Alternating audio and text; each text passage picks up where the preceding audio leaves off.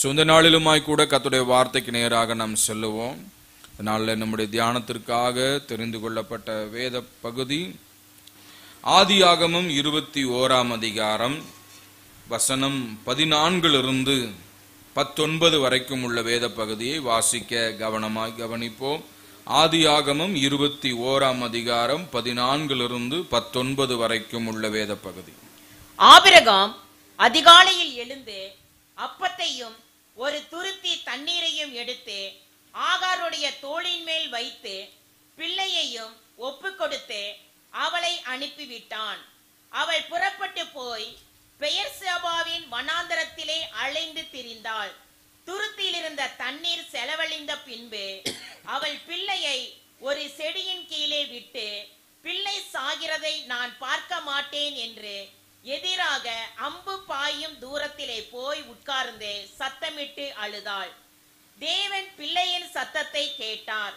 தேவதூதன் வானத்திலிருந்து ஆகாரை கூப்பிட்டு, ஆகாரே, உனக்கு என்ன சம்பவித்தது? பயப்படாதே. பிள்ளை இருக்கும் இடத்திலே தேவன் அவன் சத்தத்தை கேட்டார். நீ எழுந்து பிள்ளையை எடுத்து அவனை உன் கையினால் பிடித்து கொண்டு போ, அவனை பெரிய ஜாதியாக்குவேன் என்றார். தேவன் அவளுடைய கண்களை திறந்தார்.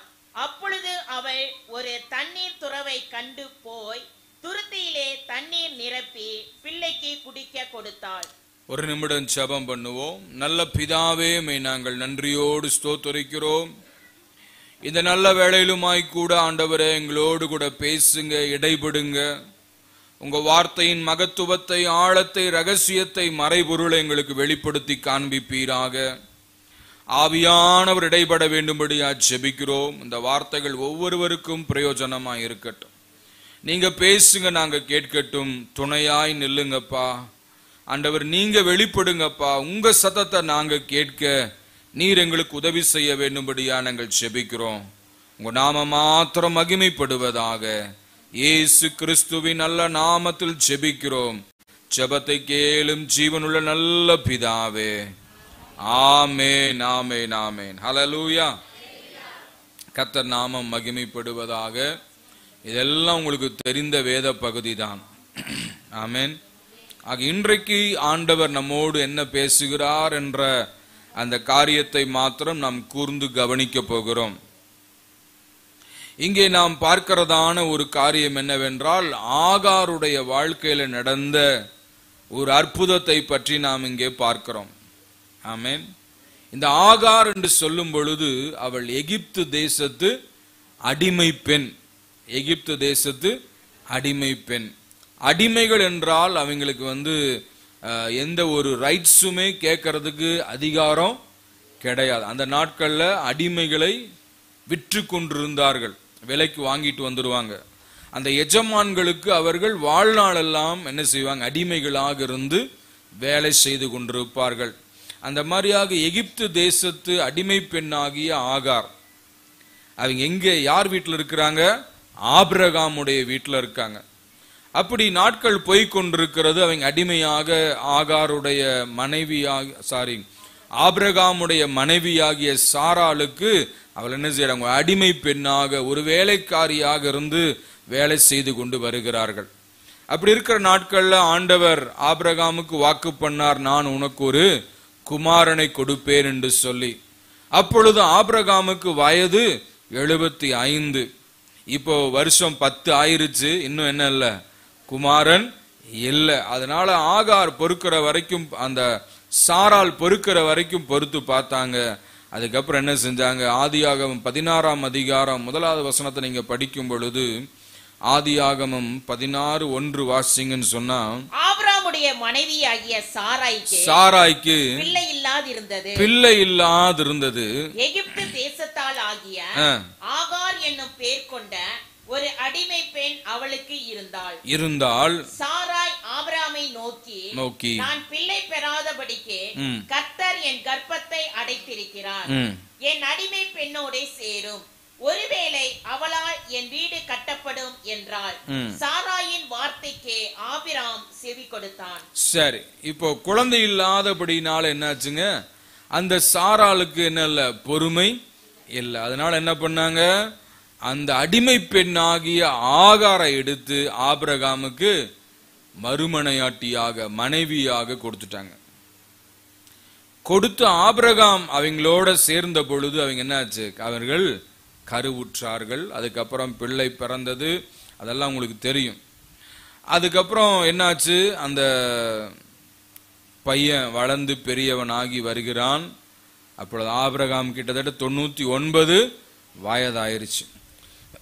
99 வயதாகும் பொழுது மீண்டுமாக ஆண்டவர் ஆபிரகாமை சந்தித்து உனக்கு ஒரு குமாரனை கொடுப்பேன் அப்படின்றார். அந்த வாக்கின்படியே ஆபிரகாமுக்கு ஆண்டவர் 100வது வயதிலே ஒரு குமாரனை கொடுத்தார்.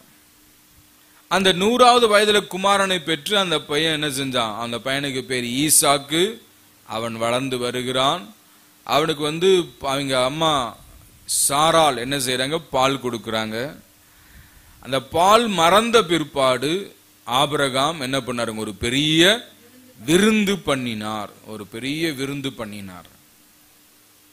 அந்த விருந்து பண்ணின அந்த காலங்கள்ல என்னாச்சுன்னா, இந்த இஸ்மவேல் என்பவன் ஆகாருக்கு முதல்ல பிறந்த பையன் இஸ்மவேல். அந்த இஸ்மவேல் என்ன பண்ணா, அந்த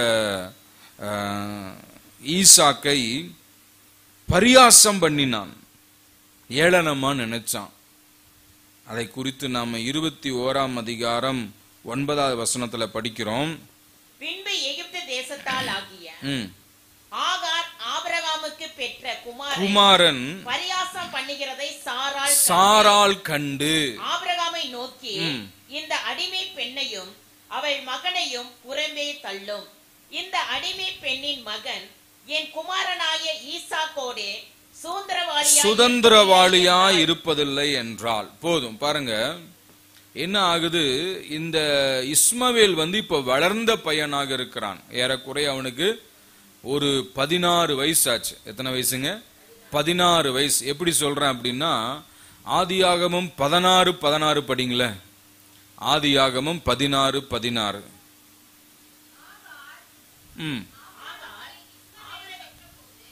ஆகார் இஸ்மவேலை பெற்ற பொழுது ஆபிரகாம் 86 வயதா இருந்தான். Abraham was 86 when he gave birth to Ismail. 86 வயசு. அப்ப ஆபிரகாமுக்கு 100 வயசா இருக்கும் பொழுது ஈசாக்கு பிறக்கிறான். அப்ப 100ல இருந்து 86 கழிச்சிங்கன்னு எவ்வளவு வருதுங்க? 14. அப்புறம் இஸ்மவேலுக்கு 14 வயசு. அப்புறம் என்ன படிச்சோம், அவள் பால் மறக்க பண்ணின பின்பு விருந்து பண்ணினான். ஒரு குழந்தைக்கு எத்தனை வருஷம் பால் கொடுப்பாங்க? ஒரு 2 வருஷம் வச்சுக்குவோமே. அந்த காலத்துல 2-3 வருஷம் கொடுத்துருக்கலாம், நாம ஒரு 2 வருஷம் வச்சுக்குவோம். அப்போ ஏற்கனவே 14 வயசு, இப்போ ஒரு 2 வயசு சேருது. எத்தனை வயசு இருக்கு? 16 இயர்ஸ். அவன் ஒரு டீன் ஏஜ்ல இருக்கிறான், ஒரு வாலிபனாக இருக்கிறான். இந்த வாலிபனா இருக்கக்கூடியவன் என்ன செய்யறான், சிறு பையனை பார்த்து பரியாசம் பண்றான், கேலி பண்றான். என்ன பண்ணான்னு தெரியல. அவன் பரியாசம் பண்ணுகிறதை அவனுடைய தாயாராகிய சாரால் பார்த்து, எந்த தாய் முதல்ல சொன்னாங்களோ, இந்த ஆகாரால என் சந்ததி கட்டப்படட்டும், என் குடும்பம் கட்டப்படட்டும், எனக்கு பிள்ளை வரட்டும்னு சொல்லி சொன்னாங்களோ, அதே தாய் என்ன சொல்றாங்க இப்போ, இவன் வேண்டாம், இவன் வேண்டாம், இவன் என் குமாரனோட சுதந்திரவாளியாக இருக்க போகிறது, இவனை அனுப்பிடும். முதல்ல என்ன சொன்னாங்க, இவளால் என் வீடு கட்டப்படட்டும் என்று சொல்லி அவளுக்கு குமாரன் வரட்டும் சொன்னாங்க. இப்ப அதே அம்மா சொல்றாங்க, 16 வருஷத்துக்கு அப்புறம் சொல்றாங்க, என்ன சொல்றாங்க, அவளை அனுப்பிடும், புறம்பே தள்ளும். அந்த மாதிரிதான் மனுஷர்கள் என்ன சொல்லுவாங்க, அவங்களுக்கு ஏதாவது ஒரு தேவைன்னா வேணும்பாங்க, காரியம் முடிஞ்சதுன்னா அனுப்பிடுவாங்க. அந்த மாதிரி சூழ்நிலை, அனுப்பப்பட்ட நிலைமையில அந்த ஆபிரகாமுக்கு அது ரொம்ப கஷ்டமா இருந்துச்சு. ஏன்னா ஆபிரகாமுடைய பையன் அவன், சாரால் வயித்துல பிறக்கல, ஆனா ஆபிரகாமுடைய வித்து அவனுக்குள்ள இருக்கு. ஆக பையனை பத்தி சொன்ன உடனே ஆபிரகாமுக்கு என்ன ஆச்சுங்க, மனசுக்கு ஒரு கஷ்டம், மனசுக்கு ஒரு வேதனை. அவர் என்ன பண்றதுன்னு தெரியாம யோசிக்கும் பொழுது ஆண்டவர் சொல்றாரு, உன் மனைவியாகிய சாராள் சொல்றதுக்கு நீ கீழ்ப்படி, செவி கொடு. நான் நல்லதுக்கு தான் சொல்றேன். என்ன வாக்குத்தத்தத்தின்படி பிறந்தவன் ஈசாக்கு, மாமிசத்தின்படி பிறந்தவன் இஸ்மவேல். ஆக மாமிசமும் ஆவி எப்பொழுதும் ஒன்னா போகாது. அதனால ஆண்டவர் சொல்றார், மாமிசமாய் பிறந்தவனை அனுப்பிச்சிரு அப்படின்றாரு. ரைட். அப்போ அடுத்த நாள் காலையில எழுந்து என்ன ஆகுது, அவன் காலையில எழுந்து அதிகாலை எழுந்து அப்பத்தையும் ஒரு துருத்தி திராட்சை ரசத்தையும் ஒரு துருத்தி தண்ணீரையும் எடுத்து ஆகாருடைய தோள் மேல் வைத்து பிள்ளையையும் ஒப்பு கொடுத்து அவளை அனுப்பிவிட்டான். நல்லா கவனிக்கணும். இப்பதான் நம்முடைய செய்தி ஆரம்பம் வருது. என்னாச்சுங்க, ஆபிரகாம் பெரிய சீமான், பெரிய பிரபுவா இருக்கிறவர் என்ன பண்ணாருங்க, அந்த அடிமை பெண்ணாகிய ஆகாரை, அவளுடைய மகனை அப்பத்தையும் தண்ணீரையும் கொடுத்து அதிகாலையில் அனுப்பிட்டாங்க. அனுப்பின அந்த சூழ்நிலையில அந்த அம்மாவுடைய மனநிலைமை என்னவா இருந்திருக்கும், பையனுடைய மனநிலைமை என்னவா இருந்திருக்கும் யோசிச்சு பாருங்க. இதுவரைக்கும் நல்ல ஒரு வீடு, நல்ல ஒரு சாப்பாடு, நல்ல ஒரு சூழ்நிலை எல்லாமே இருந்துச்சு. ஆனா இப்போ என்ன செய்யறாங்க, வீட்டை விட்டு அனுப்பி விடுகிறார்கள். அனுப்பிவிட்டு வெளியே போகும் பொழுது என்ன செய்யறதுன்னு தெரியாது. கையில காசு கிடையாது, ஒரு அப்பமும் தண்ணீரும் மாத்திரம் இருக்கிறது. இந்த நிலைமையில் என்ன செய்யறாங்க, துரத்தி விடப்படுகிறார்கள். ஆமென். எங்க போகிறது என்று தெரியாதபடிக்கு அந்த ஆகார் தன் 16 வயது மகனை கூட்டிக் கொண்டு என்ன செய்யறாங்க, வனாந்திரத்தில், பெயர்சபா வனாந்திரத்தில் அவள் அலைந்து திரிந்தாள். ஆக தேவ பிள்ளையே, இந்த நாட்கள் இப்ப நம்ம வாழ்க்கைக்கு வருவோம். சில காரியங்களை நம்பி, சிலரை நம்பி, சில சூழ்நிலைகளை நம்பி என் வாழ்க்கை நல்லா இருக்கும் அப்படின்னு நினைச்சிட்டு இருக்கிற நேரத்தில் என்ன ஆகுதுங்க, ஒரு ஃபைன் மார்னிங் எல்லாத்தையும் பிடுங்கிட்டு வெளியே போன்னு அனுப்பிச்சுட்டா எப்படி இருக்கும் யோசிச்சு பாருங்க. 16 வருஷமா பையன், குடும்பம் அப்படின்ட்டு இருந்த உறவு, அதுக்கு முன்னாடி அடிமையா இருந்த பொழுதும் நல்லா அந்த வீட்டிலே இருந்துட்டு இருந்தாங்க. இப்போ நேரம் வந்த உடனே என்னாச்சுங்க, அனுப்பி விடப்பட்டாள். அந்த நிலைமையில் இருக்கிறவங்களுக்கு அந்த கஷ்டம் தெரியும். சும்மா வாயில சொன்னா தெரியாது, சரிங்களா? ஒரு வீட்டை விட்டு நீ வெளியே போ, எங்கேயோ போ, என்னமோ பண்ணு அப்படின்னு சொல்லி ஒரு பணம் கொடுக்கல, ஒரு துணிமணி கொடுக்கல, அடுத்த வேலைக்கு என்ன செய்யறது, அடுத்த வாழ்க்கைக்கு என்ன செய்யறது, எதுவுமே செய்யாம வீட்டை விட்டு வெளியே போ அப்படின்னு அனுப்பிச்சுட்டாச்சுன்னா எங்க போறது, என்ன பண்றது, ஏது செய்யறது, ஒண்ணுமே தெரியல. அவள் அடிமை. ஒருவேளை படிச்சு வேலை இருந்து, ஒருவேளை சொந்த பந்தங்கள் இருந்து, ஒருவேளை மற்ற உறவுகள் இருந்து என்ன செஞ்சிருப்பாங்க, அங்க தேடி போயிருந்திருப்பாங்க. அவள் யாருமே கிடையாது. இருக்கீங்களா?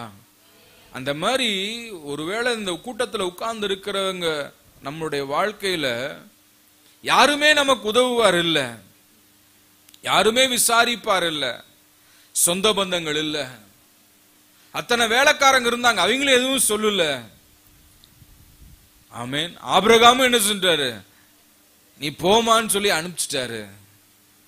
ஒரு பிரெட், ஒரு நடமாட்டம் இல்லாத பகுதிக்கு பேர் தான் வனாந்தரம். இன்னும் சொல்ல போனா பாலைவனம், மரங்கள் இல்ல, அதிகமான மரங்கள் இல்ல, தண்ணீர் இல்ல, ஜனங்கள் இல்ல, யாருமே கிடையாது, வனாந்தரமான ஒரு வாழ்க்கை. அப்போ அந்த தண்ணீர் கொடுத்துருக்குறாங்க, அந்த தண்ணீர் அந்த பையன் குடிக்கிறான். தண்ணீரும் செலவழிந்து போனது, தண்ணீரும் செலவழிந்து போனது. கொஞ்சம் யோசிச்சு பாருங்க, அந்த அம்மாவுடைய நிலம் எப்படி வந்திருக்கும். நாச்சியார், அதாவது அவங்களுடைய அந்த என்ன சொல்லலாம், சாராள், அவங்க சொன்னாங்க, ஆபிரகாமிட்ட போமா, குழந்தை பிறக்கட்டும், அதன் மூலம் வீடு கட்டப்படட்டும், அதுக்கெல்லாம் செவி கொடுத்திருந்தாங்க. அதுக்கப்புறம் அந்த நாச்சியார் கொஞ்சம் கடினமா நடத்தணும்னு அவங்க வீட்டை விட்டு வெளியே போய் ஒரு துறவண்டையில் இருக்கிறாங்க. அப்ப ஆண்டவர் பார்த்து சொல்றாரு, ஆகாரே உனக்கு இங்க என்ன வேலை, நீ போய் அடங்கியிரு, நான் உன்னை உயர்த்துவேன், மேன்மைப்படுத்த. அந்த வார்த்தை கீழ்ப்படிஞ்சு வந்தாங்க. கொஞ்ச நாள் ஓடிச்சு வண்டி. இப்ப திரும்ப என்னாச்சுங்க, அந்த இடத்த விட்டு வெளியே அனுப்பிச்சிட்டாங்க. என்ன செய்யறது, எங்க போறது, என்ன பண்றது, ஒண்ணுமே தெரியல. She was blind. That situation made her blind. என்ன செய்யறது, எங்க போறது, எப்படி வாழுவது, யார் எனக்கு உதவி செய்வா, யார் என்னை காப்பாற்றுவார், யார் என்னை விசாரிப்பார். இப்படிப்பட்ட நிலைமையில ஒரு வேளை வந்திருக்கலாம், ஒரு சூழ்நிலை இருக்கலாம். ஒருவேளை கடன் பாரங்கள், என்ன செய்ய போறோம் தெரியலையே, இதை நம்பி நான் அதை கட்டலான்னு நினைச்சேன், ஆனா இந்த காசும் கை விட்டுருச்சே, இவங்க எனக்கு உதவி செய்வாங்க நினைச்சா அவங்களும் கையை விரிச்சுட்டாங்களே. சில திருமண காரியங்கள் வரும் பொழுது சிலர்லாம் மலை போல நம்பி இருப்பாங்க, இவங்க எனக்கு உதவி செய்வாங்க. ஒரு வேலைக்காக அப்ளை பண்ணும் பொழுது அவங்க நம்பி இருப்பாங்க, இவங்க எனக்கு உதவி செய்வாங்க, ரெக்கமெண்ட் பண்ணுவாங்க. ஒரு படிப்புக்காக போகும் பொழுது அவங்க நினைக்கலாம், ஒருவேளை இவங்க எனக்கு சிபாரிசு பண்ணுவாங்க, ஒருவேளை பேங்க்ல லோன் கிடைக்கும். எதுவுமே கை கொடுக்கல, எல்லாம் ஃபெயிலியர், ஃபெயிலியர், அட்டர் ஃபெயிலியர். அந்த மாதிரி நிலைமையில காணப்படலாம். இருந்த அப்பமும் தீந்துருச்சு, இருந்த தண்ணீரும் தீந்துருச்சு, செலவழிந்து போயிற்று. இனி சாகரதான் வழி, வேற வழியே தெரியல. 16 வயசு பையன். இன்னைக்கு இருக்கிற பசங்க 16 வயசுல என்ன குறும் பண்றாங்க. ஆனா அந்த பையன் பாருங்க, அந்த இஸ்மவேல், அவனுக்கு எங்கேயும் போக முடியல, வனாந்தரம், உதவியற்ற சூழ்நிலை. பையன் தண்ணீர்னால சாகக்கூடிய தருவாயில கிடக்கிறான். அதனால அவனை அங்க அம்மா என்ன செஞ்ச, ஒரு மரத்தடியில் அவனை போட்டுட்டு, ஒரு குழந்தையை பாவிக்கிறது போல வேதம் சொல்லுகிறது. யாரு குழந்தையை தான் என்ன செய்வாங்க, ஏதோ ஒரு பக்கம் படுக்க வச்சிருவாங்க. அந்த மாதிரி பையன் சாகிறதை பார்க்க, அப்ப சாகிற அளவுக்கு என்ன ஆயிருச்சுங்க, தண்ணி தாகம் ஆயிருச்சு. சாப்பாடு இல்லாம தண்ணி குடிச்சிட்டு கூட ஒரு நாள் 2 நாள் உயிர் வாழலாம். ஆனா அந்த தண்ணீருக்குமே என்ன இல்ல, வழியில வனாந்திரம், வெயில், பாலைவனம், யார்ட்டையும் போய் கேட்க முடியாது. நம்ம வீட்டுல ஏதாவது ஒண்ணு குறைஞ்சு போச்சுன்னா உடனே என்ன செய்யறோம், பக்கத்து வீட்டுல போய் கேட்கிறோம் இல்லையா. நிறைய பேருக்கு அந்த காலத்துல அப்படி எல்லாம் பழக்கம் இருந்துச்சு. அக்கம் பக்கத்துல ஏதாவது பொருள் இல்லைன்னா பக்கத்துல வீட்டுல என்ன செய்வாங்க, கேட்பாங்க. இன்னைக்கெல்லாம் போய் கேட்க முடியாது, காலங்கள் மாறிடுச்சு. யார்ட்டையுமே போய் கேட்கறதுக்கான ஒரு வழி இல்ல, என்ன செய்யறதுனே தெரியல. அப்படிப்பட்ட சூழ்நிலையில அந்த மகனை என்ன செய்யறாங்க, ஒரு இடத்துல படுக்க வச்சுட்டு அந்த அம்மா சற்று அப்புறம் போய் அங்க நாம் பார்க்கிறோம் பாருங்க, 15வது வசனத்துல, 15வது வசனம் படிங்களேன். துருத்தியில் இருந்த தண்ணீர் செலவழிந்த பின்பு அவள் பிள்ளையை விட்டு, போதும் பாருங்க, துருத்தியில் இருந்த தண்ணீர் செலவழிந்த பின்பு.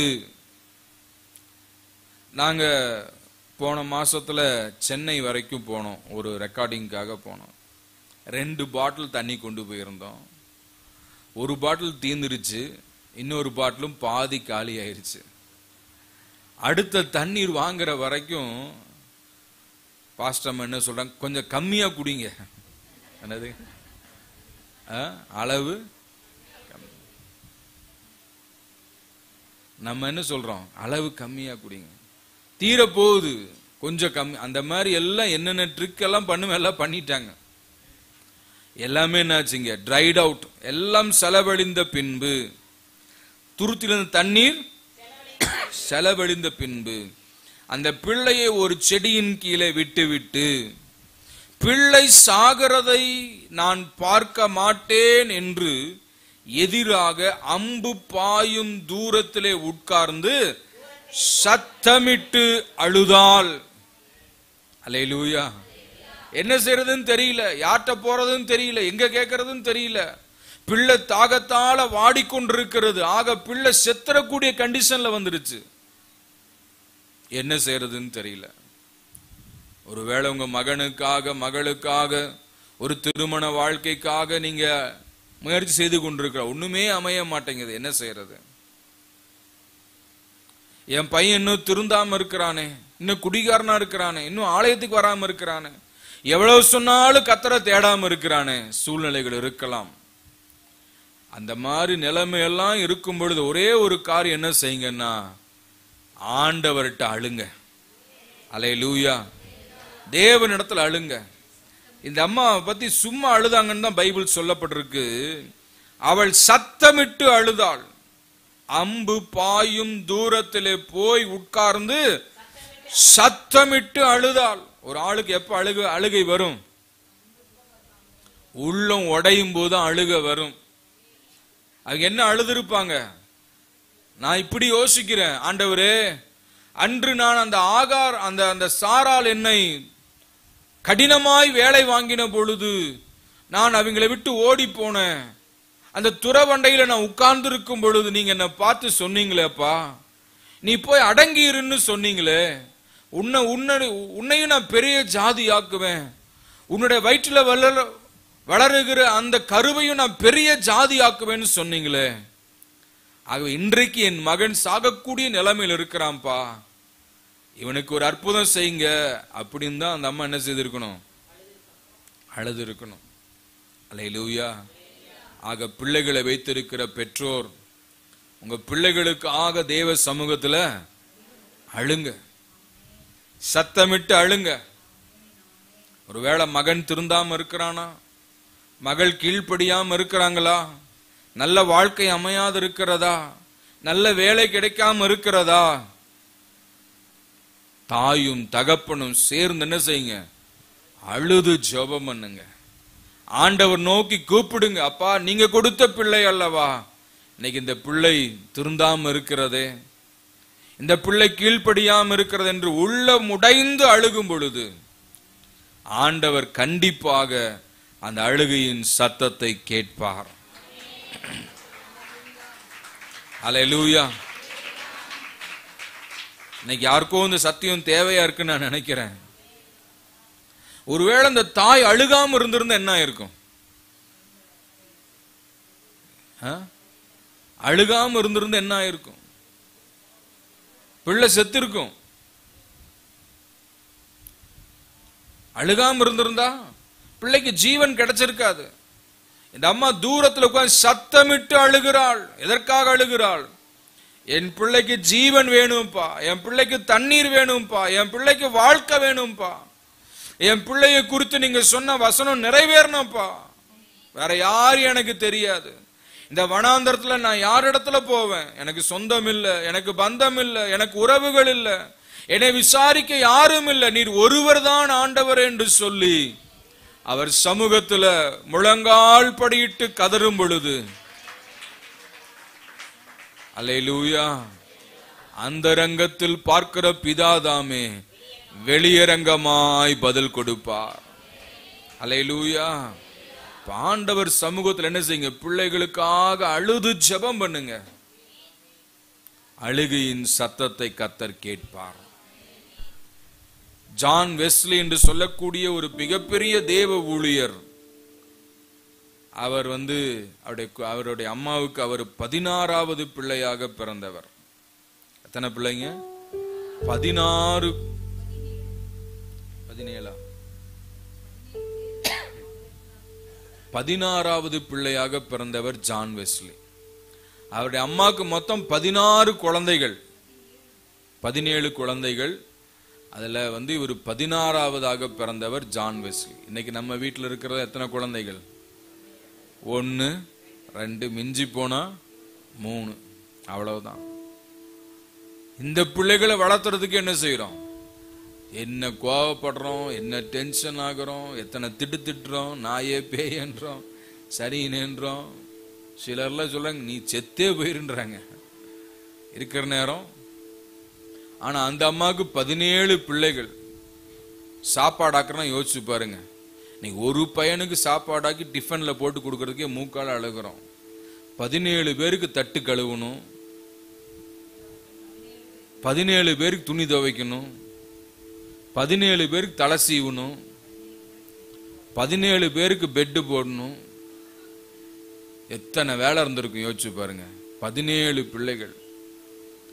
அந்த பிள்ளைகளுக்காக அந்த அம்மா என்ன செய்வாங்களாம், அரை மணி நேரம் ஒவ்வொரு நாளும் ஜெபம் பண்ணுவாங்களாம். சரித்திரத்துல நம்ம படிக்கிறோம். அங்க பிள்ளைங்க தூங்கும் பொழுது அவங்க தலைமாட்டில் உட்கார்ந்து ஜெபம் பண்ணுவாங்களாமா. ஆண்டவரே, இந்த மகனை ஆசீர்வதிங்க, இந்த மகளை ஆசீர்வதிங்க, கர்த்தர் கொடுத்த இந்த பிள்ளை ஆசீர்வதிங்கன்னு சொல்லி அவங்க தலைமாட்டில் உட்கார்ந்து ஜெபம் பண்ணுவாங்க. இன்னைக்கு எத்தனை பெற்றோர் அந்த மாதிரி செய்யறாங்க யோசிச்சு பாருங்க. அதிகமா பிள்ளைகளுக்காக ஜெபிக்கிறது இல்லை. அந்த அம்மா அப்படி ஜெபம் பண்ணுவாங்களாமா. அவங்க தூங்கிட்டு இருக்கும் பொழுது உட்கார்ந்து அவங்க தலைமாட்டில் அவங்க படுத்திருக்கிற பக்கத்துல உட்கார்ந்து ஜெபம், ஒவ்வொரு பிள்ளைக்காக ஜெபம் பண்ணுவாங்களாம். அரை மணி நேரம், ஒரு நாள் அரை மணி நேரம் ஜெபம் பண்ணுவாங்களாம். அப்படி ஜெபித்ததின் விளைவாக 17 பேரும் மிகப்பெரிய ஊழியக்காரர்களாக எழும்பினார்கள். அதுல 16வது பிள்ளையாக பிறந்தவர் தான் ஜான் வெஸ்லி. அவர் தான் மிகப்பெரிய தேவ ஊழியராக எழும்பினார். அவர் தான் மெத்தடிஸ்ட் என்ற ஒரு சபையை தோற்றுவித்தவர் அவர் தான், ஜான் வெஸ்லி. ஆக எதற்காக சொல்றேன்னா, நம்முடைய பிள்ளைகளுக்காக என்ன செய்யணும், ஜெபிக்கணும், அழுகணும் ஆண்டவர் சமூகத்துல. இன்னைக்கு பாருங்க, ஒரு பையன், நம்ம தமிழ்நாட்டை சேர்ந்த பையன் செஸ் போட்டியில உலக சாம்பியனாக உயர்ந்திருக்கிறான். குகேஷ் என்கிற பையன் உலக சாம்பியன். அவனுக்கு நம்ம சிஎம் 5 கோடி பரிசு அறிவிச்சிருக்கிறார். எத்தனை கோடிங்க? 5 கோடி. அங்க ஜெயிச்சதுக்கு 20 கோடி பரிசு. அந்த பையனை அவங்க அப்பா ட்ரெயின் பண்ணியிருக்காரு, நல்லா உருவாக்கி பயிற்சி கொடுத்து பயிற்றுவித்து. சில நேரம் வெளிநாடுகளுக்கு கூட்டிட்டு போய் படிக்கிறதுக்கு, கிளாஸ்க்கு சொல்றதுக்கு கூட்டிட்டு போவாங்களாம். அப்ப அவங்க கிட்ட போதிய அளவு பணம் இருக்காது. வெளிநாட்டில் போய் தங்கி படிக்கக்கூடிய அளவு பணம், தங்கறதுக்கு பணம் இருக்காது. போறதுக்கு பிளைனுக்கு தகுந்த மாதிரி அவங்க பணம் செலவழிச்சு போய் அங்க ஏர்போர்ட்ல தான் தங்கி இருப்பாங்களாம். ஏர்போர்ட்ல எங்க அப்பா அப்படியே உட்கார்ந்துட்டு இருப்பாராம், பையன் கீழே படுத்திருப்பானாமா. அந்த மாதிரி கஷ்டங்கள் எல்லாம் போய் என்ன செஞ்சாங்க, அந்த பையனை ஊக்குவிச்சு படிக்க வச்சு 2 வருஷம் அந்த பையன் போராடி இருக்கிறான். இன்னைக்கு பாருங்க, உலகமே போற்றக்கூடிய வகையில ஒரு செஸ் போட்டியில சாம்பியனாக உயர்ந்திருக்கிறான். அல்லேலூயா. அதே போல 18 வயசு தான் அந்த பையனுக்கு ஆகுது. 18 வயசுல ஒரு உலக பிரசித்தி பெற்ற ஒரு சாம்பியனாக உருவாயிருக்கிறார். காரணம் என்ன? பெற்றோருடைய பிரயாசம் ஊக்குவித்ததின் விளைவாக. இப்ப நம்ம பிள்ளைகள் எல்லாம் யோசிச்சு பாருங்க, எந்த பிள்ளைங்க எதுல சிறந்து இருக்கிறாங்க? ஒருவேளை படிப்புல, விளையாட்டுல, ஏதாவது தாளந்துகள்ல. யோசிச்சு பார்த்தா ரொம்ப கடினமான கஷ்டமான காரியமா இருக்கு. அதே போல லிடியன் என்று சொல்லப்படுகிற ஒரு பையன் ஒரு பெரிய இசை மேதாவியாக உயர்ந்திருக்கிறான். ஒரு நாளைக்கு 10 மணி நேரம் அந்த பியானோ வாசிப்பானாம், கீபோர்டு வாசிப்பானா. பியானோ வாசு உலக பிரசித்தி பெற்ற ஒரு பெரிய இசை கலைஞராக, வித்வானாக உயர்ந்திருக்கிறான். 2 வயசுல இருந்து பிராக்டிஸ் பண்ணது. இன்னைக்கு அந்த பையனுக்கு அப்படிதான், ஒரு 17-18 வயசு, ஒரு பெரிய இசை மேதாவியாக உயர்ந்திருக்கிறான். இப்ப என்ன பண்ணிருக்கிறாங்கன்னா, திருக்குறளுக்கு இசை அமைத்து அதை பாடக்கூடிய முயற்சியில் அவனும் அவங்க சகோதரியும் ஈடுபட்டு இருக்கிறாங்க. அது இப்ப முடிய போகுது அந்த வேலை. அப்படியானால் எவ்வளவோ பிரயாசம், இன்புட். எங்கேயும் போக மாட்டாங்களாம், வெளியே எங்கேயும் போக மாட்டாங்க, சுத்த மாட்டாங்க. இதுலயே கவனம் செலுத்தி எனக்கு உலகமே திரும்பி பார்க்கக்கூடிய வகையில உயர்ந்திருக்கிறார்கள். ஆக தேவ பிள்ளையை எதுக்காக அதெல்லாம் சொல்ல வைக்கிறார் ஆண்டவர்னா, நம்முடைய பிள்ளைகளை குறித்து ஒரு தரிசனம், ஒரு நோக்கம் இருக்கணும். பிள்ளைகளுக்காக அழணும், பிள்ளைகளுக்காக ஜெபிக்கணும். செல்லம் கொடுத்து கொடுத்து கொடுத்து பிள்ளைகள் என்ன செய்யக்கூடாது, நம்ம கெடுத்துடக்கூடாது. ஆமென். சில பெற்றோர்லாம் சொல்லுவாங்க, என் பையன்லாம் அப்படி தப்பு பண்ண மாட்டாங்க, சான்ஸ் என் பையனை பத்தி எனக்கு தெரியுங்க, விட்டு கொடுக்கவே மாட்டாங்க. அந்த மாதிரி இருக்கக்கூடாது. நம்முடைய பிள்ளைகளுக்காக நம்ம ஜெபிக்கணும், அழுகணும். அல்லேலூயா. பைபிள்ல படிச்சுட்டு இருந்த மோசே பிறந்த பொழுது அந்த காலம் எப்படிப்பட்ட காலம்னா ரொம்ப கொடிய காலம். பிறந்த எல்லா ஆண் பிள்ளைகளையும் எங்க போடணும்? நைல் நதியில போடணும். அப்படிப்பட்ட காலத்துல மோசே பிறந்த பொழுது அவன் அழகுள்ள பிள்ளை என்று கண்டு, எந்த தாய்க்கு அவங்க குழந்தை அழகுள்ள குழந்தை தான். அல்லேலூயா. அது அழகுள்ள பிள்ளை என்று கண்டு விசுவாசத்தோடு 3 மாதம் அதை ஒளித்து வைத்து வளர்த்தாள். அப்படியானால் நம்முடைய பிள்ளைகள் என்ன செய்யணும்? விசுவாசத்தோட வளர்க்கணும். இந்த பிள்ளை வளர்ந்து ஒரு பெரிய மனுஷனா உயரணும், ஒரு பெரிய தீர்க்கதரிசியா வரணும், ஒரு பெரிய தேவ மனுஷனா வரணும், ஒரு பெரிய டாக்டரா வரணும், ஒரு பெரிய சயின்டிஸ்டா வரணும், ஒரு நல்ல உயர்வான நிலைமைக்கு வரணும்னு சொல்லி பிள்ளைகள் பிறக்கும் பொழுது என்ன செய்யணும்? அதை குறித்த ஒரு தரிசனம், நோக்கம் இருக்கணும். இதை வேண்டான்னு நினைச்சது எங்கேயோ பிறந்துருச்சு அப்படின்னு நினைச்சா என்ன ஆகும்? அது மேன்மை அடையாது. ஆக பெற்றோர் நல்ல நினைவுகளோடு பிள்ளைகள் என்ன செய்யணும்? வளர்க்க வளர்க்க வளர்க்க அந்த பிள்ளைகள் என்ன செய்வாங்க? பிற்காலத்துல ஒரு பெரிய உன்னதமான ஒரு உயர்வான பதவிக்கு வருவார்கள், தேவனுடைய பிள்ளைகளாக இருப்பார்கள். அல்லேலூயா. ஆக இதெல்லாம் சில உதாரணங்களை ஆண்டவர் நமக்கு வேதத்திலே வைத்திருக்கிறார். அதே போல அன்னாள் பாருங்க, பிள்ளைக்காக அல்றாங்க, பிள்ளைக்காக ஒரு பொருத்தனை பண்றாங்க. அந்த பிள்ளை பிறந்த உடனே எங்க கொண்டு போய் விடுறாங்க? தேவ ஆலயத்துல கொண்டு போய் விடுறாங்க.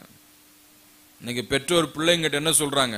டேய், சர்ச்சுக்கு வரலாம் பரவாயில்ல, நீ வீட்லயே படுத்துரு, நாங்க போயிட்டு வந்துடுறோம். சமைச்சு வச்சுட்டு போறேன், சாப்பிட்டு படுத்துரு வந்துடுறோம். இப்படி சொன்ன எங்க உருப்படும்? இருக்கீங்களா? அல்லேலூயா. ஆக சிறு பையனாக இருக்கும் பொழுது இந்த பால் மறந்த பிற்பாடு எங்க கொண்டு போய் விட்டாங்க? தேவ ஆலயத்துல போய் விட்டாங்க. அந்த ஆலயத்துல அவன் ஏலிக்கு பணிவிடை செய்து கொண்டிருந்தான்.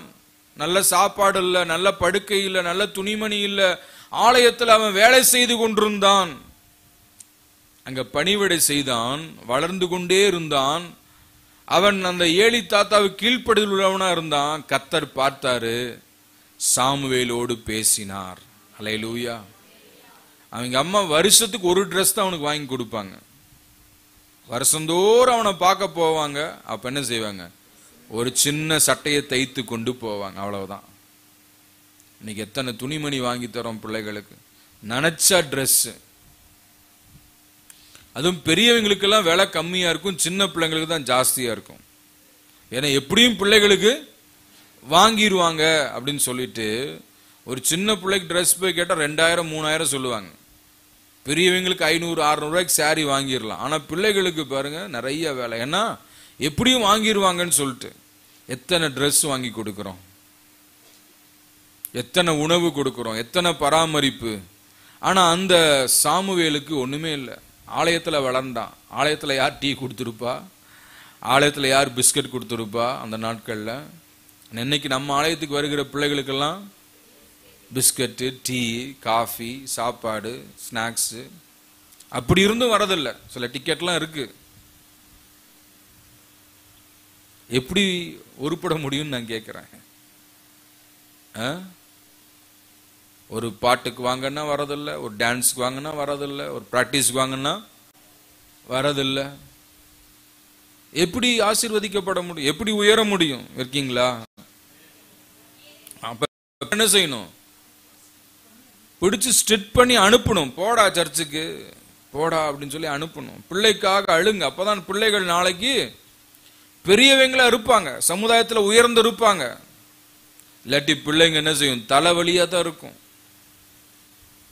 ஆக பிள்ளைகளுக்காக பெற்றோர் ஒவ்வொரு நாள் என்ன செய்யணும்? அழுது செபிக்கணும். ஒருவேளை நீங்க வயோதிபர்களா இருக்கலாம், எனக்கு அந்த காலமெல்லாம் முடிஞ்சிருச்சுன்னு நினைச்சீங்களா? உங்க பேர பிள்ளைகளுக்காக ஜெபம் பண்ணுங்க. அல்லேலூயா, ஆமென். ஆக ஜெபிக்கிறத விட்டுறாதீங்க. அப்படியும் உங்களுக்கு பேர பிள்ளைகள் இல்லைன்னா சபையில வர பிள்ளைகளுக்காக ஜெபம் பண்ணுங்க. அல்லேலூயா. அப்படி எல்லாம் ஜெபிக்கும் பொழுது ஒரு ஜெபம் கூட என்ன ஆகாதுங்க, வீணாகாதுங்க. அல்லேலூயா. நான் ஊழியக்காரனா வரணுன்றதுக்காக நான் போன சர்ச்சில் இருக்கிறவங்க எத்தனையோ பேர் எனக்காக ஜெபம் பண்ணியிருப்பாங்க. அந்த ஜெபங்கள் தான் இன்னைக்கு என்னை ஒரு ஊழியக்காரனா வச்சிருக்கு. அந்த மாதிரி இந்த ஆலயத்துக்கு வர நீங்க இங்க இருக்கிற பிள்ளைகளுக்காக ஜெபம் பண்ணும்போது வரக்கூடிய நாட்கள்ல இந்த ஆலயத்திலிருந்து அநேக மிஷனரிகளை தேவன் எழுப்புவார், அநேக சுவிசேஷங்களை தேவன் எழுப்புவார், அநேக போதகர்களை தேவன் எழுப்புவார். யாருக்கு தெரியும்? அப்ப என்ன செய்யணும்? நம்ம ஜெபிக்கணும். அல்லேலூயா. ஒவ்வொருக்கா ஜெபம் பண்ணுங்க, பிள்ளைகளுக்காக ஜெபம் பண்ணுங்க. இந்த ஆகார் என்ன செஞ்சாங்க? சத்தமிட்டு அழுதாள்.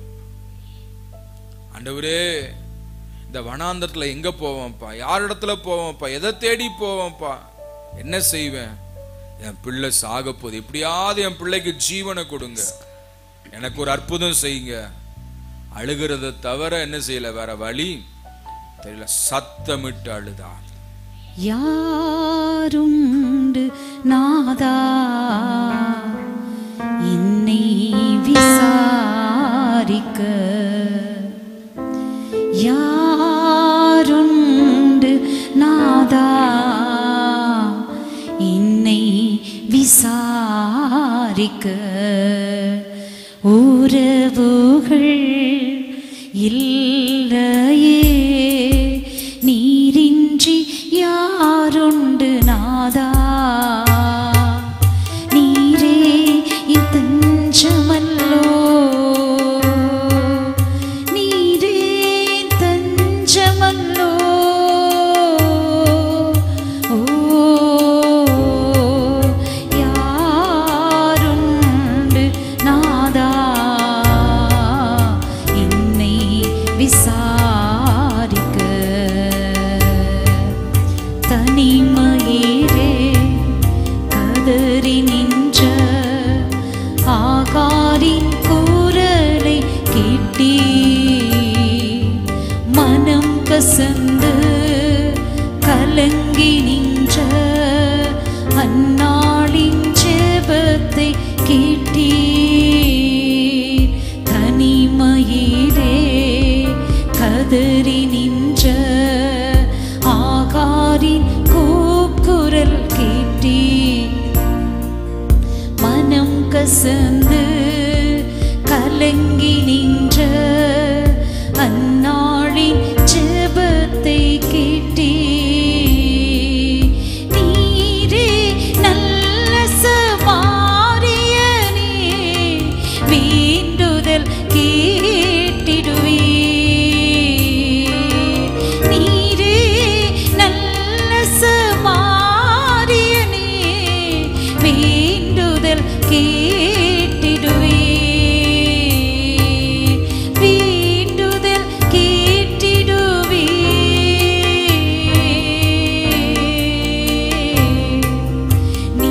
நீருண்டு நாதா என்னை விசாரிக்க,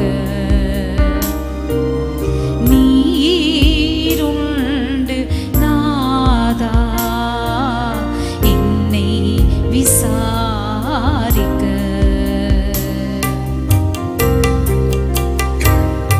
அல்லேலூயா. பிள்ளை சாகிறதை என்னால் பார்க்க முடியாது என்று சொல்லி அவள் அம்பு பாய்கிற தூரத்திலே போய் உட்கார்ந்து சத்தமிட்டாள். தனிமையிலே போய் சத்தமிட்டு அழுதாள். ஆக உங்க பிள்ளைகளுக்காக, நம்முடைய பிள்ளைகளுக்காக, சபைக்கு வருகிற பிள்ளைகளுக்காக பெயர் சொல்லி எந்தெந்த பிள்ளை குறும்பு பண்ணி கொண்டிருக்கிறதோ, எந்தெந்த பிள்ளை கீழ்ப்படியாம இருக்கிறதோ, படிக்காம இருக்கிறதோ, ஸ்கூலுக்கு போகாம இருக்கிறதோ, அப்படிப்பட்ட பிள்ளைகளை எல்லாம் கண்டுபிடிச்சு என்ன செய்யுங்க, அவங்களுக்காக அழுது ஜெபிக்கணும். அல்லேலூயா. அந்த ஆகாரின் அழுகையின் சத்தம் தேவ சமூகத்திலே போய் எட்டினது. அல்லேலூயா. ஆமென். நான் ஏற்கனவே சொன்ன மாதிரி உள்ளம் உடையாம அழுக வராது. உள்ளம் உடைஞ்சு அழுகிற, ஐயோ ஜீவன் போகிறதே, எப்படி நான் இதை பார்ப்பேன், ஐயோ இந்த பிள்ளை அழிந்து கொண்டிருக்கிறதே, ஆண்டவரை தேடாம இருக்க எப்படி நான் சகிப்பேன், ஆண்டவரே என்று சொல்லி அழுகும் பொழுது சத்தமிட்டு அழுதால் வேதம் சொல்லுகிறது தேவன் பிள்ளையின் சத்தத்தை கேட்டார். பிள்ளையின் சத்தத்தை கேட்டார். அல்லேலூயா. ஆண்டவர் அழுகையின் சத்தத்தை, பிள்ளையின் சத்தத்தை கேட்டார். தேவதூதன் வானத்திலிருந்து ஆகாரை கூப்பிட்டு, அல்லேலூயா. போதும் பாருங்க, இப்ப யார நாம கூப்பிடுறோமோ அவங்க தான் நம்மோட பேசுவாங்க. கூப்பிடாத ஆள் பேசுமா? பேச மாட்டாங்க. அப்ப யார கூப்பிட்டிருக்கணும்? கர்த்தரை நோக்கி கூப்பிட்டாள், அழுதாள், அபயமிட்டாள். ஆகவேதான் கர்த்தருடைய தூதனானவர் ஆகாரை வானத்திலிருந்து கூப்பிட்டு, அல்லேலூயா, வானத்தை அண்ணாந்து பார்த்து அழுது இருக்கணும். ஆண்டவரேன்னு சொல்லி அவ கதறி இருக்கணும். அந்த கதறுதலை கேட்டுதான் தேவதூதன் வானத்திலிருந்து ஆகாரை கூப்பிட்டு. இப்ப நம்ம வானத்தை நோக்கி கூப்பிடும் பொழுது உதவி வானத்திலிருந்து தான் வரும். அல்லேலூயா. வானத்திலிருந்து வரும் பொழுது அது அற்புதமாக இருக்கும். அல்லேலூயா. ஆக தேவதூதன் வானத்திலிருந்து ஆகாரை கூப்பிட்டு, ஆகாரே உனக்கு என்ன சம்பவித்தது? என்ன சம்பவித்தது? பயப்படாதே, பயப்படாதே. பிள்ளை இருக்கும் இடத்திலே தேவன் அவன் சத்தத்தை கேட்டார். பிள்ளையின் சத்தத்தை ஆண்டவர் கேட்டார். நீ எழுந்து பிள்ளையை எடுத்து அவனை உன் கையினால் பிடித்துக் கொண்டு போ, அவனை பெரிய ஜாதியாக்குவேன் என்றார். அல்லேலூயா. வார்த்தை வருகிறது. ஆண்டவர் சொல்றாரு, நீ எழுந்து உன் பிள்ளையை கையில பிடித்துக் கொண்டு போ. பிள்ளையை பிடிச்சிட்டு போ, அவனை என்ன செய்வேன்? பெரிய ஜாதியாக்குவேன் என்றார். தேவன் அவளுடைய கண்களை திறந்தார். அப்பொழுது அவள் ஒரு தண்ணீர் துறவை கண்டு போய் துருத்தியிலே தண்ணீர் நிரப்பி பிள்ளைக்கு குடிக்க கொடுத்தாள். அவனுடைய ஜீவன் திரும்ப அவனுக்கு வந்தது. அல்லேலூயா. பாருங்க, அந்த நீரூற்று அங்கதான் இருக்கு. அந்த நீரூற்று அங்கதான், அந்த துறவு அங்கதான் இருக்கு. அப்பொழுது அவள் ஒரு துறவை, தண்ணீர் துறவை கண்டு, அவ அழுகாத வரைக்கும் அந்த துறவு அங்க தெரியல அவளுக்கு. துறவு அங்கதான் இருக்கு, ஆனா எங்க இருக்குன்னு தெரியல. சொல்லிக் கொடுக்க ஆளும் இல்ல. இப்ப தேவனை நோக்கி கூப்பிட்டபடியினாலே தேவன் தம்முடைய தூதனை அனுப்பி ஆகாரோடு பேசி, ஆமேன், பிள்ளை எடுத்துக்கொண்டு நீ போ என்று சொல்லி வார்த்தையை சொல்லி அவ போகிறாள். கண்களை திறந்தார். அவள் துறவை கண்டாள். கண்ணு திறக்கலன்னா துறவை காண முடியாது. அல்லேலூயா. கண்ணு திறக்கணும்னு என்ன செய்யணும்? கர்த்தரை நோக்கி பார்க்கணும், அழுகணும், ஜெபிக்கணும். அல்லேலூயா. ஆக தேவ சமூகத்துல அதிகமாக அழுது ஜெபம் பண்ணுங்க. உள்ளம் உடைந்து ஜெபம் பண்ணுவோம்.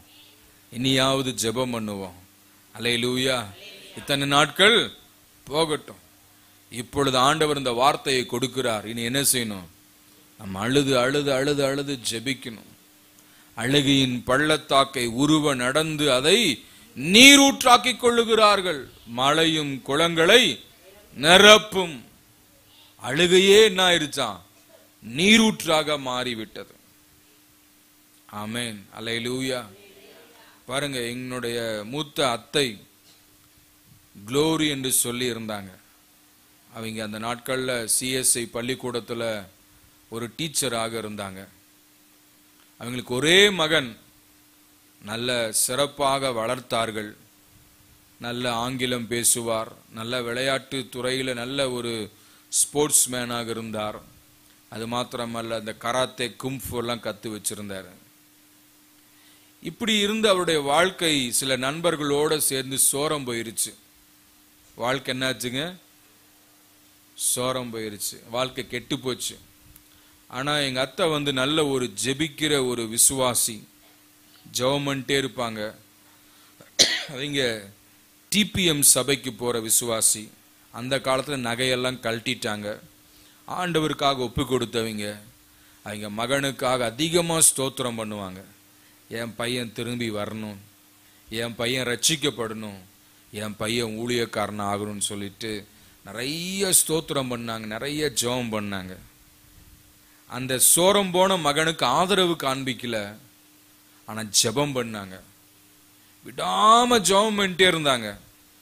கிட்டத்தட்ட ஒரு 4 வருஷம் 5 வருஷம் கழிச்சு எந்த மகன் சோரம் போனாரோ அதே மகன் மீண்டும் வந்தார்.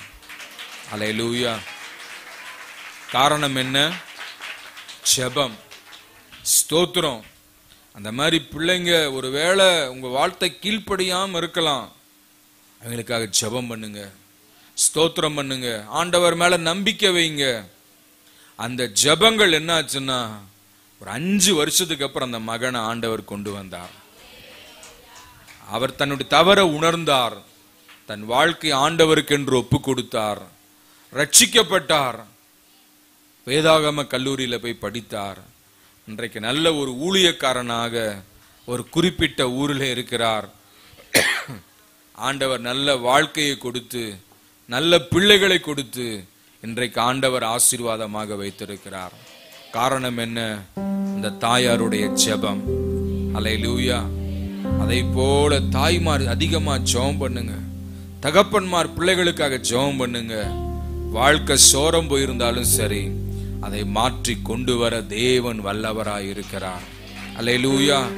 இந்த ஆகார் ஜெபித்த பொழுது அந்த ஆகாரோடு பேசி அவள் கண்களை திறந்து அங்கே ஒரு துறவை காணும்படியாக தேவன் செய்கிறார்.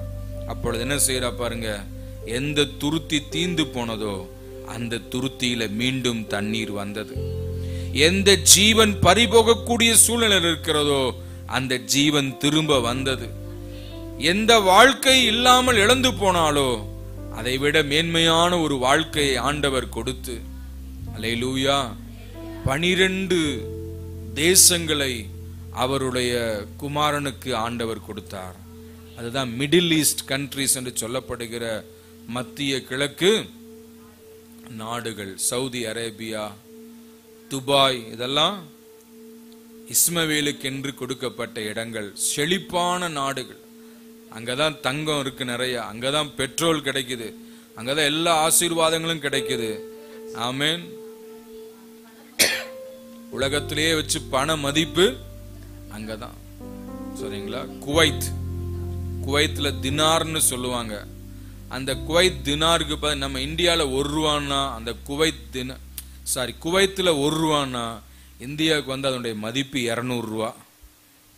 மற்ற எந்த நாட்டு பணத்துக்கு இவ்வளவு மதிப்பு இல்ல.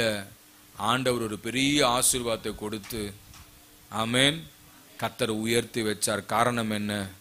அந்த தாயினுடைய அழுகை. அல்லேலூயா. ஆக இன்றைக்கு சூழ்நிலை எப்படி வேணா இருக்கலாம். கைவிடப்பட்ட சூழ்நிலை, துரத்தப்பட்ட சூழ்நிலை, வனாந்தரமான வாழ்க்கை, எங்க போறது என்ன செய்யறதுன்னு தெரியாத ஒரு வாழ்க்கை. ஆனா தேவனிடத்துல அழுங்க, தனியா போய் உட்கார்ந்து அழுங்க. கண்ணீரை காண்கிற தேவன்.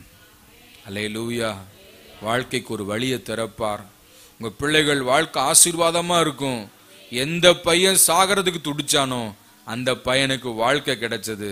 அவன் ஆண்டவர் ஆசீர்வதிச்சு ஒரு பெரிய சீமானாக உயர்த்தி, அல்லேலூயா, இன்றைக்கும் அந்த தேசங்கள் ஆசீர்வாதமா இருக்கிறது. அதே போல உங்க பிள்ளைகள், உங்க சந்ததிகளை ஆண்டவர் தலைமுறை தலைமுறையாய் ஆசீர்வதிப்பார் என்று சொல்லி இந்த செய்தியை நிறைவு செய்கிறேன். கர்த்தர் நாமம் மகிமைப்படுவதாக.